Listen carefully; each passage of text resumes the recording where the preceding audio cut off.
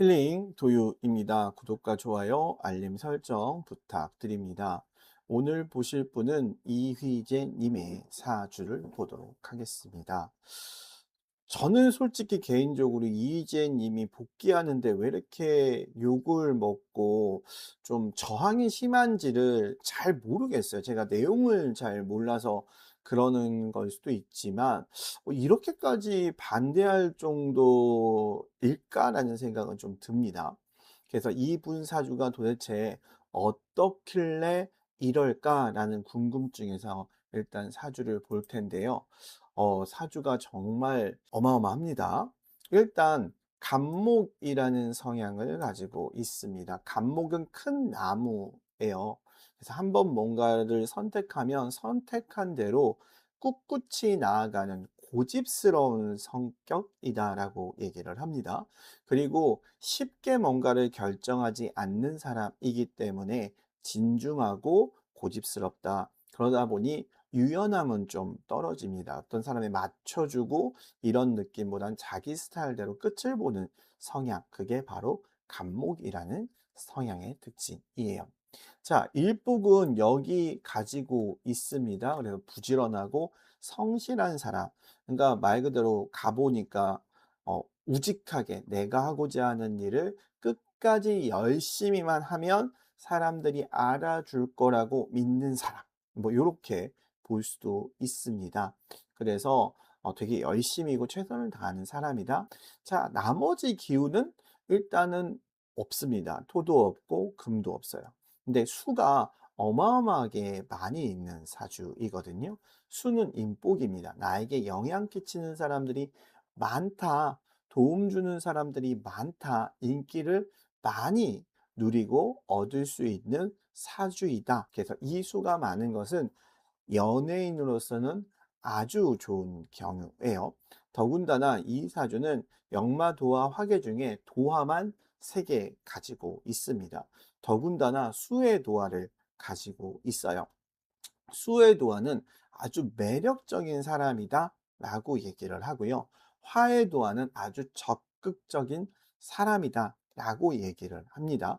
그래서 수와 화의 도화를 같이 가지고 있기 때문에 매력적이고 적극적이고 자기를 표현하는 사람이다 라고 해서 연예인으로는 아주 좋은 사주입니다.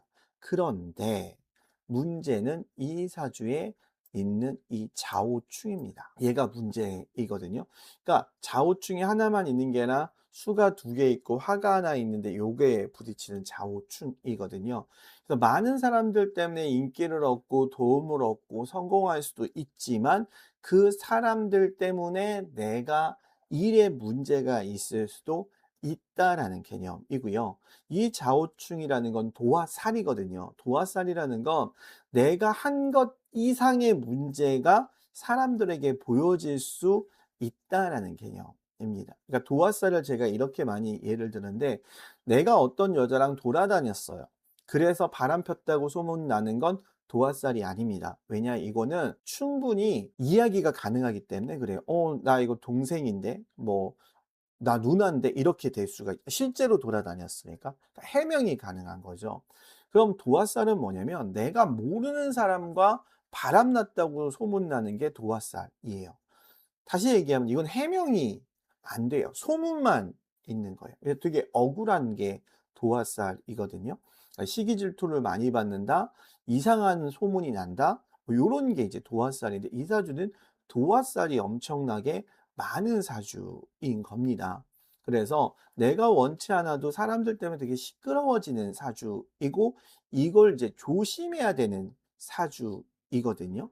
자, 그런데 운이 너무 안 좋습니다.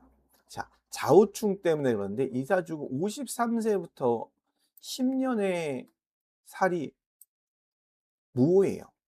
26년 올해가 병호예요.